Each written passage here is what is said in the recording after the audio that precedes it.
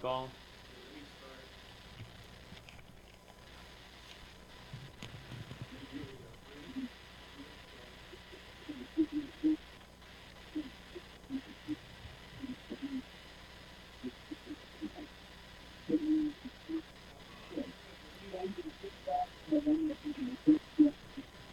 Is he on? Yeah. Yo, what's up, bro? What's going on, homie? How you doing? Nothing much, man. You good? Yeah, I can hear you. All right, awesome, man. How you doing? You feeling good? Yeah, everything's good. We got the show rolling in the background. They're probably about 3/4 done. I was gonna say, Maybe I was 2/3. like, wait, I could hear something in the background in my headphones. I'm like, are they on? Is he on right now? Yeah. I was like, wait, Gino didn't I'm in say the manager's anything? office. Yeah, I was like, Gino didn't say anything. You didn't say anything. I was like, wait, is somebody on right now? What the hell? Yeah, I figured it'd be better if I made the phone call from back here. That way, not interrupting the show while it's going on. Yeah, no, that's fair enough. So how's everything over there? Everything's been pretty good. You know, things are running smooth over here. I'm getting through CSB. I got a couple more weeks. Oh, you go to CSB too? I graduated from there. Yeah, remember when I commented on your post a little while back? That's true.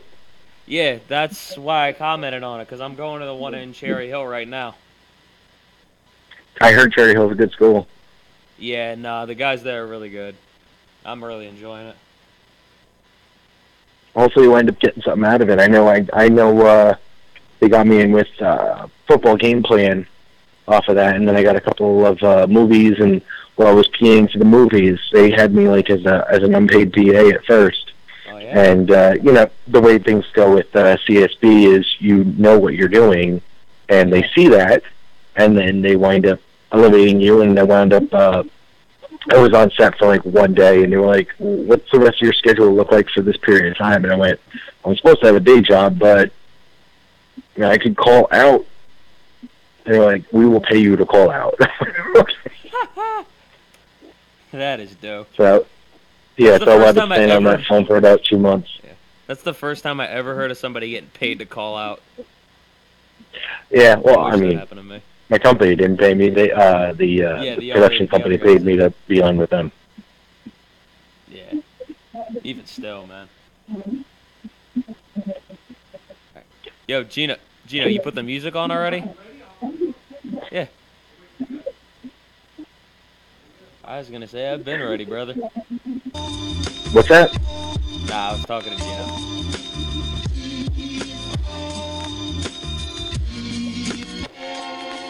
Yeah.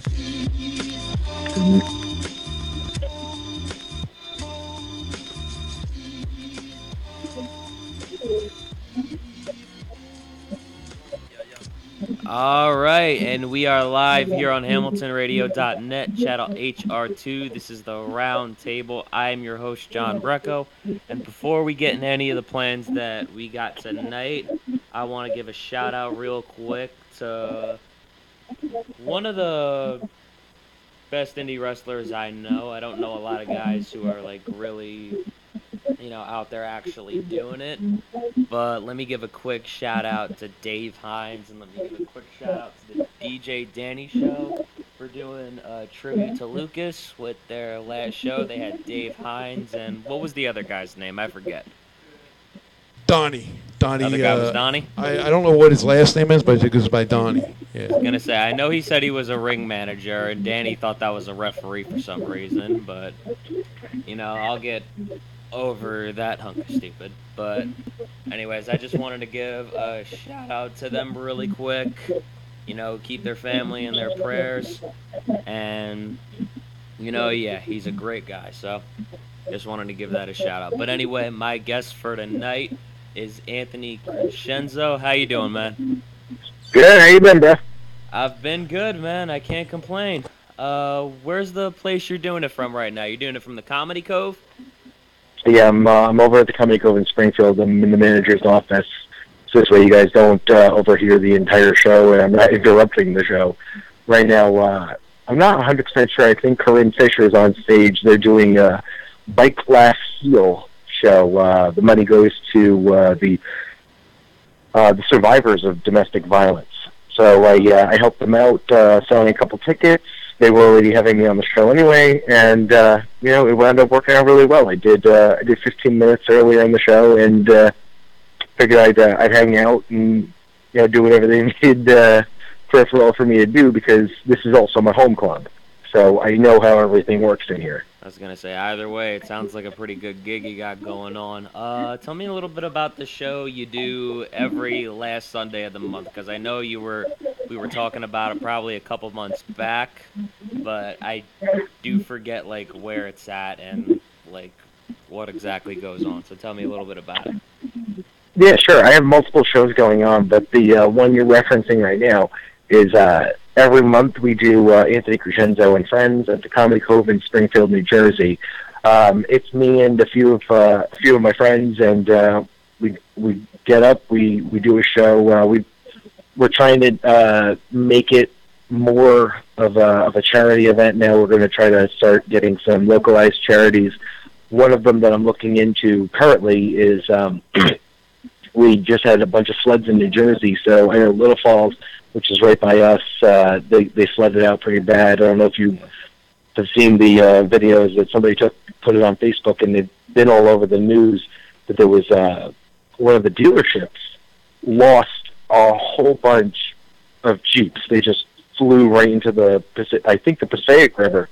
I was gonna say, I know what you're talking about, definitely, because I have a friend from Howell. We were talking about this because we go to CSB together right now. He couldn't get to class yesterday because of all the flooding. He was telling us about this today.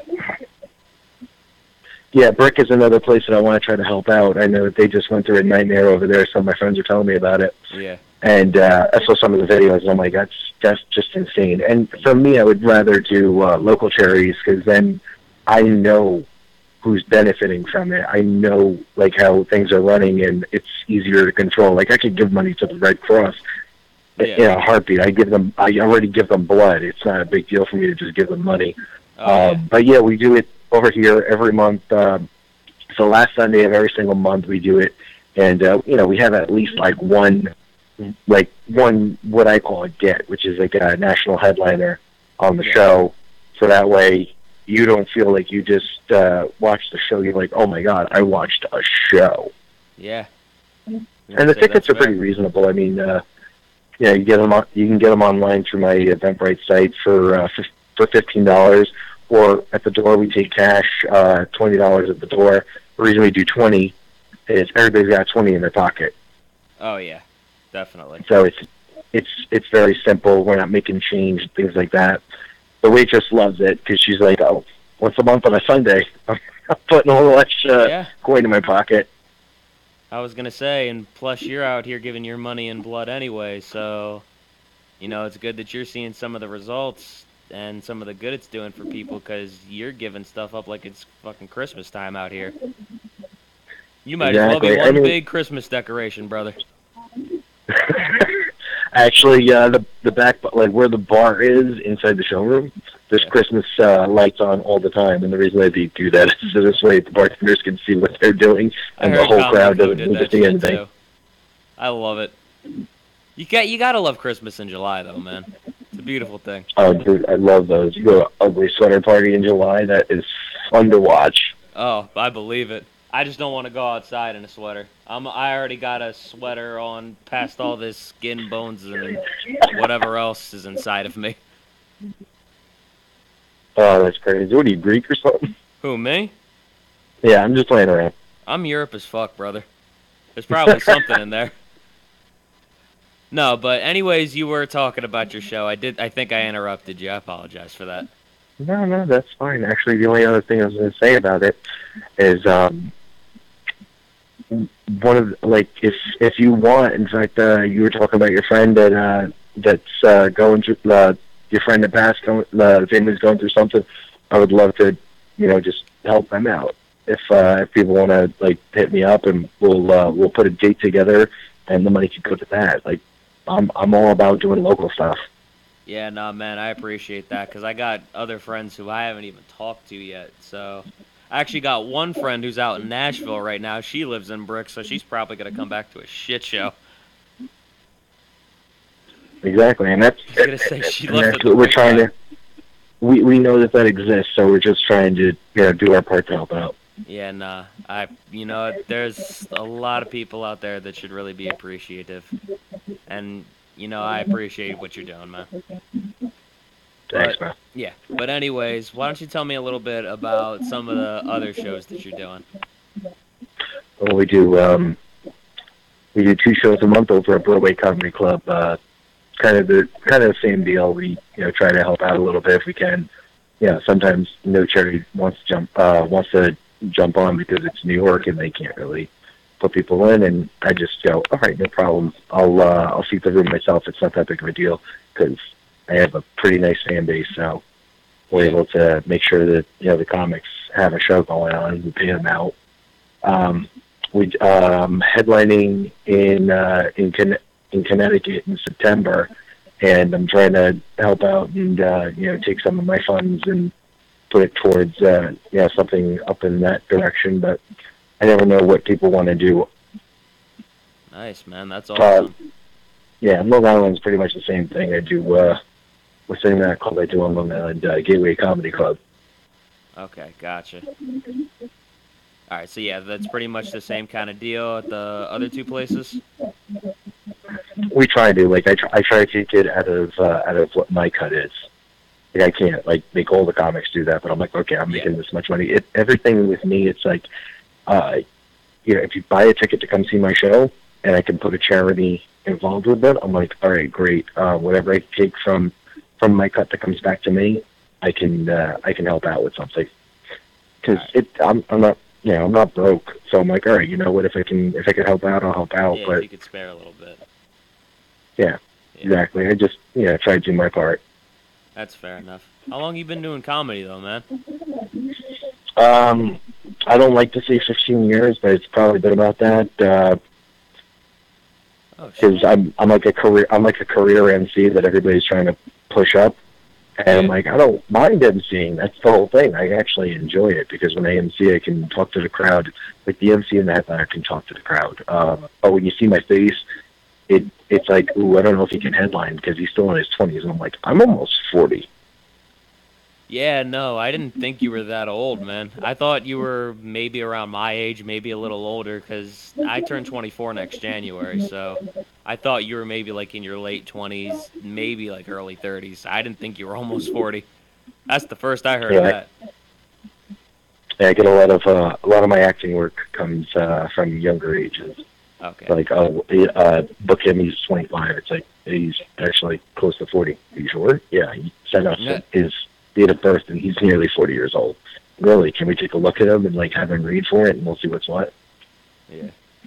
No, but anyways, when we were talking about CSB earlier, right before we went on, actually, did you want to start doing comedy from that, or were there some other stuff that happened? Well, originally what I wanted to do was be a technical director. And what that entails is first you got to become a camera operator, and then from camera operations, you literally control all the cameras, and you're whatever you see on TV, the technical director has chosen which camera you're going to see live, or what source you're going to see live, rather, because sometimes it could be a video or just a picture or whatever it is. That's what I wanted to do, and to get some extra work, I was like, all right, I should start doing stand-up because you can make a lot of network connections that way. Yeah. And I started doing it, and I got good at it, and people started utilizing me more and more, and now it's to the point where I'm like, I think I'm making enough money doing this. Yeah. I was going to say, you're probably one of the only people I know that makes enough just with that, so obviously you went right somewhere, man. It paid off at some point. Thanks. I was going to say, how long did it take, though, just to, get to that point where you were, able to, sustain yourself with, doing this? It took a long time. It took over 10 years. Oh, wow. So just, recently, within the last few years, you started, being able to, sustain yourself with it? Yeah, doing stand-up is always a tough process because you have to do a bunch of open mics, and even when you're a paid comic, you're still doing them. Um, you got to do shows where you're bringing your friends, and you don't know whether you're going to get paid or not. You just do the spot and hope that the booker likes you enough to bring you back and give you money to work a weekend show or whatever kind of show it is, and then you end up you make a little bit of money here and there, and then eventually your name starts getting out, and people are like, hey, we want to do this, and you wind up doing events where you are you're paid just to perform. Okay, gotcha. And that's where I'm kind of at right now. I mean, granted, I still do the stuff I did when I first started, but that's only because that kind of gets into you. Yeah, you get used to it, so you have like a routine where you just get up on stage once in a while and do it. Yeah, exactly. Okay, gotcha. All right, so did you do like any shows like other than what you're doing like now before this, or? Well, Anthony Crescenzo and friends came up. My friend John Hollywood, me and him were doing something called the Advance Warning Tour together. We still do it. That tour winds up we're literally telling dirty jokes most of the time. You've been warned in advance because we don't know if we're going to do dirty jokes that night or cleaner jokes that night. We're actually supposed to be doing a clean show at the end of the summer. And the last show that we had Rick Shapiro on the show, and now I'm friends with him. I hang out with him. Great guy. And he's a character. And it's so much fun to watch him. But, me and Hollywood were co-producing at one point Advance Warning, and we still do. But that's really his baby, and mine is Anthony Crescenzo and Friends, which is an offshoot of that. So Hollywood's on most of my shows anyway. Okay. And we, through that, the Cove turned to me and said, "You wanna try doing something because you're very eager." And I went, "Okay, let's try doing this." And we tried. It was successful, and we kept going forward with it. Okay, gotcha. So basically Crescenzo and Friends kind of originated from what you did with that. Yeah, exactly. All right, cool. I just wanted to make. And that was all originally from me doing an open mic at a place that doesn't exist anymore called the Dragonfly in Carlstadt. And John was originally doing something called Pianos, which also doesn't exist anymore. And we wound up giving each other 45 minutes a night when we were at each other's places. Christ, it sounds like you guys got all the success and ran everything else into the ground. Like you just sucked all the success up in the air. Mm-hmm. And we had a good time doing each other's shows, and then we realized that we could, start doing bigger stuff and making more money, and we did it, and people enjoyed what we were doing, and they still come out, and it's a really good experience. What I really like doing though, I love when I'm working with bands. That's so much fun. Yeah. I was gonna say, what about it do you like though? Specifically. Is there anything? What do you? I don't know. Is there anything you like about it specifically? The music when it's on, the fact that you're working with new people. Well, I like working with actors. They're not always great with crowd work, but that's fine because if I'm on the show, I can do the crowd work. Yeah. The bigger thing with actors is that they've already prepared specific things that they want to talk about, and that's always just a ton of fun because not only are you networking with the right people who can eventually get you into sitcoms and things and movies and things of that nature, but they like musicians are just different than what a comic does. When I do the band shows, that's a lot of fun because I'm just going up in between bands, and sometimes people are listening, sometimes they're not. It really doesn't matter. I just get to play around with whoever happens to be listening, and I can make a lot of references that are specific to that genre. Okay, gotcha. That makes sense. All right. The other night, I noticed that one guy had a Bullet Club shirt on, and for 5 minutes straight, I just kept making pro wrestling references, but they weren't necessarily WWE references. They were New Japan, Impact Wrestling, gonna say Ring of Honor. Bullet Club's Yeah, from New all Japan, so independent. it makes sense.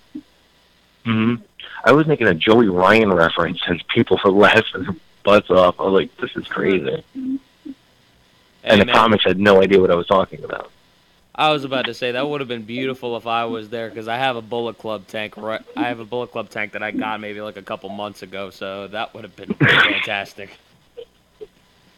Yeah, actually, every once in a while, on my Instagram, I'll put up a Joey Ryan reference, and like people will repost it. They're like, "This is funny," because Joey Ryan's supposed to be dead, but then he's in Lucha Underground, so he's not dead. I was gonna say he's alive and well now. Either way. Don't tell Hangman Page that. Alright. But anyway, do you have like any like future projects that you want to do? Is there like anything that you like envision doing like later on, sometime in the future? In the future, I would like to be doing a lot more acting work.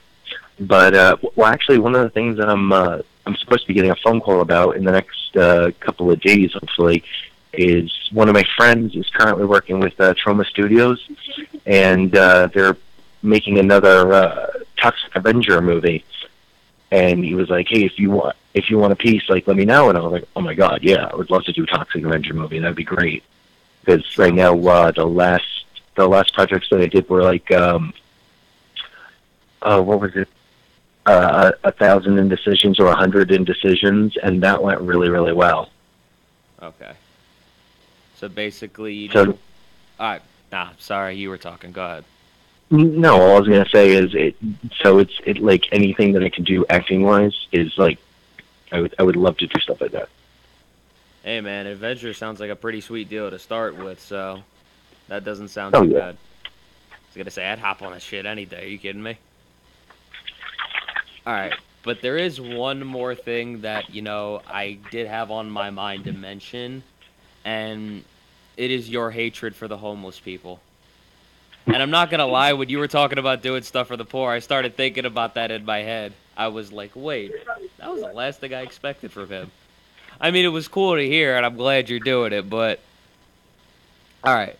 I want to get on this like hatred for homeless people. Like this is actually something that I wanted to bring up like from the beginning. So tell me about it.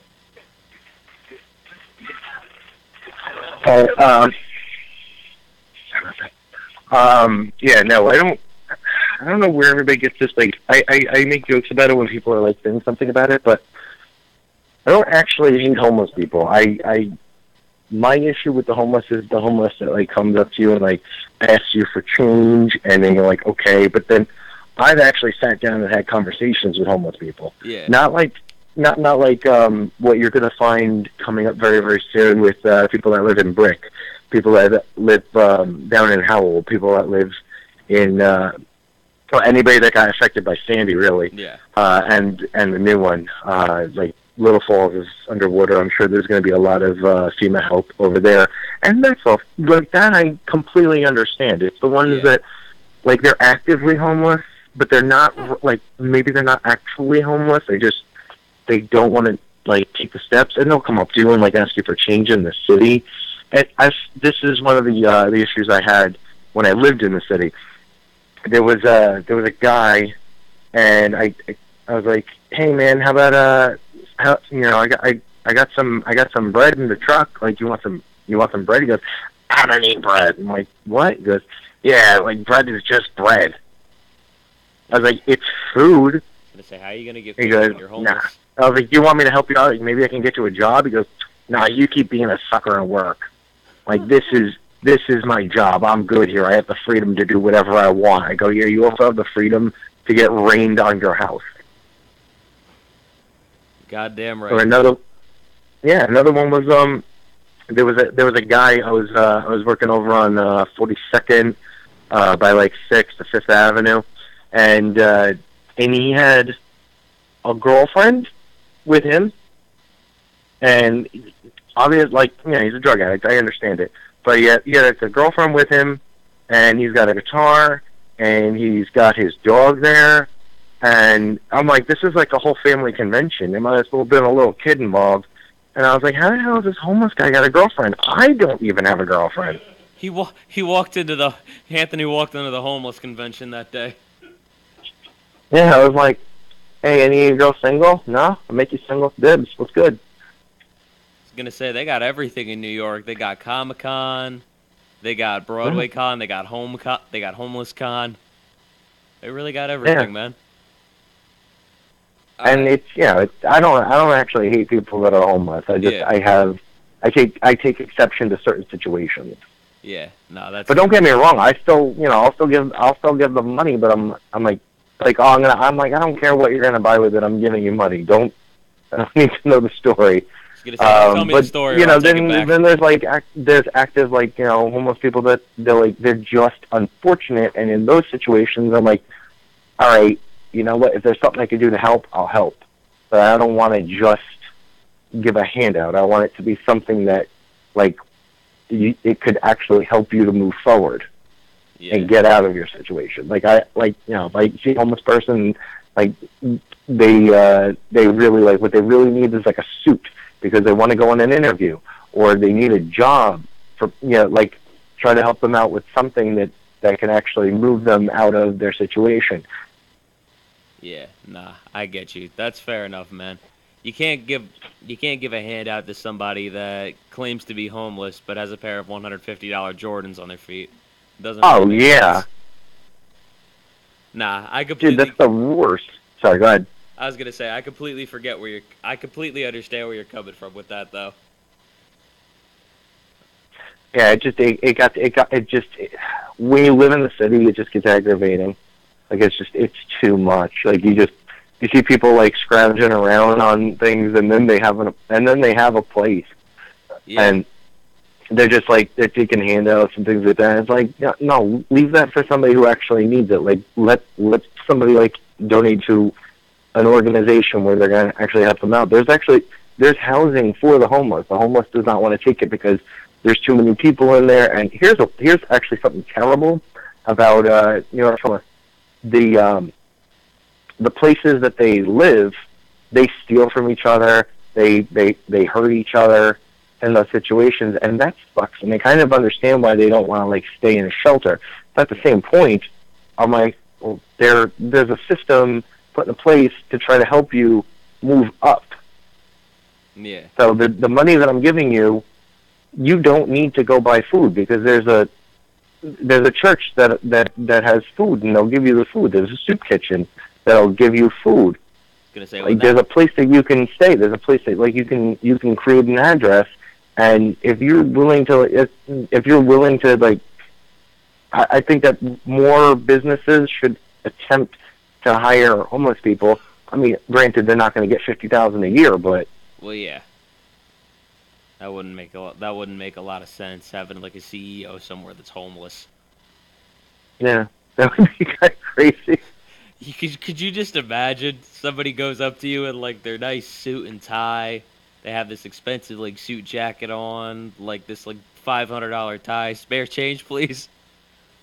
Yeah, they're like, are you Donald Trump? What the? Like Why are you asking me for a handout? Like, oh, I was what do hanging out you with the think this Kardashians, is? and they told me that they raised $1 billion to make the world's youngest billionaire. So I figured I'd take a shot at it too. I was gonna say I gotta find a way to catch up somehow, Yeah, gotta keep up with them Kardashians. right? If somebody can create a GoFundMe page for Kylie Jenner to become the world's youngest billionaire, I could take a handout with my nice little suit and tie on, right? Yeah, I thought that was ridiculous, by the way, because I'm like, if you're gonna make somebody a billionaire, make it Kendall. Yeah, right. I was gonna say she's the hotter one anyway, as far as I'm concerned. Yeah, I was gonna and go say support her on her modeling gig. I was gonna say I don't know shit else, but she. I was gonna say she cheated on Ben Simmons. She's single now. She's hot as shit. I was gonna say let's support Kendall. I'm on the Kendall train Yeah. with you, man. Yeah, but anyways, I just wanted to mess with you about that a little bit before. No, it's totally fine. I appreciate Yeah, it. I was gonna say just to make sure I did it when I had you on, but Yeah, I know. Everybody at your station likes to do that. yeah, I was gonna say I'm not the first person to hear it. I'm sure I won't be the last. So I was No, I'm sure you won't. I'm sure everything I do with Hamilton is always going to come up. So you hate the homeless? I'm like, I don't hate the homeless. I was gonna say, stop twisting my shit. Like I said it once, and I was talking about a very specific situation, and everybody's running with it now. I was gonna say, you know what we gotta do, Gino? One time we gotta raid Crescenzo and Friends. We gotta get a celebrity host about his hatred for homeless people. Tom, you in?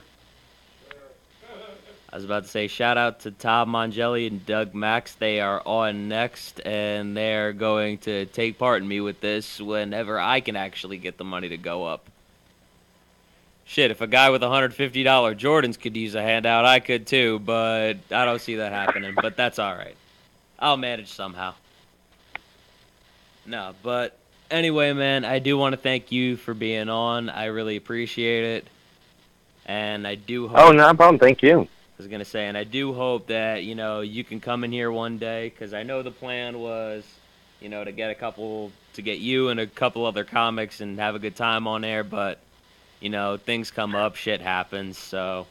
Yeah, that was the whole thing. I was gonna bring down me, Hollywood. I was gonna try to bring down No Filter Paul and possibly Shapiro, but I couldn't come down because we're raising money for domestic violence. Yeah. For the survivors of domestic violence with the yay domestic violence. Yeah, bike glass heel. And I was like, all right, you know what? That's a very worthy cause. I got to show up for this. Yeah. And so hopefully we'll reschedule something and I can actually get down there, bring some of these guys with me. And by the way, when I bring them with me, you will barely hear me talk. Oh, I'm sure about that. Don't even worry. Oh, yeah. I'm prepared for that. All right. Good. But anyways, I know these guys have to prepare. It's the Mongelli and Max show, Funny Talk. What I like to call it is the show for the technologically retarded. So that's like my staple for them every week they're on. It's beautiful. I got a staple for them as technologically retarded, and I got a staple for you as homeless hater. And then everybody does. I don't know why. Listen, I got one for Gino that he's Bill Nye the Science Guy, so it works out. I could see that. He looks like it. Yeah, right? I was going to say he could definitely pass for it. Mm-hmm. Also a villain from Captain Planet. I was going to say... Hey, Anthony, I've been called worse over my years. I'll take it. I do like the Captain Planet. I do like How you doing, brother? Go ahead, John. No, I was going to say I do like the Captain Planet reference, though. That's the first time I heard that one. I don't care. It's okay. Nah, anyways, you were talking, Gina. I was saying, as an Italian, you know how many words we heard over the years? Right, Tom? Everything. Nothing can really penetrate us now. Look at you motherfucker. Exactly. You stuttering prick, you. There's this actually, you know what, Gino? You'd appreciate this. So tonight, I had prepared in my head that I was only going to do like about 3 minutes on this show, right? Yeah. Because I was like, all right, well, let me make sure that I'm doing something that's very specific to a charity like this. And I was going to just do my vino joke, which Tom and Doug know that joke because they've heard me say it like 1,000 times. I get in, and I'm like, all right, I'm going to do about like 3 minutes, maybe 5 at most. And then they offered me a bunch of additional time, and I was like, just so you know, for this kind of charity, I'm not going to be able to stick with the plan if I do more time than that. And they're like, oh no, we're just here to have fun. We're going to give the money to the charity, but we're here to do whatever you want. So I went up and I did my time, and everything went really, really well. And I closed up with the joke that I had planned to do, and they laughed hard, and everybody's having a good time. And they raised the money that they needed, and they're going to be doing this all over the country. So if you find out about Bike Last Heel, go check out one of their shows. They did a terrific job tonight. I watched the majority of the show. Corinne, I was hearing laughs, like hard laughs, like the whole time I was in here. So she did a great job. And Mara Merrick is the woman who's running this show. I think she's also the MC. Oh shoot! What the hell was I gonna say just now? Shit. All right, but Anyways, thank you for being on, man. I appreciate it. I was going to say something, but I completely forget. I can't stand here all night, try to think of it. But, thank you for being on once again, bro. Oh, not a problem. Thank you for having me on. Yeah, no problem. We'll definitely get you guys in the studio. This has been the Roundtable right here on HamiltonRadio.net, channel HR2. Tune in to see who my guest will be next week. Same time, same channel. That is it for tonight. Peace out, everybody. All right, awesome. And again, thank you, man. Appreciate you being on. Definitely want to have you on here with all those guys. Yeah, no, that'll be fun. Honestly,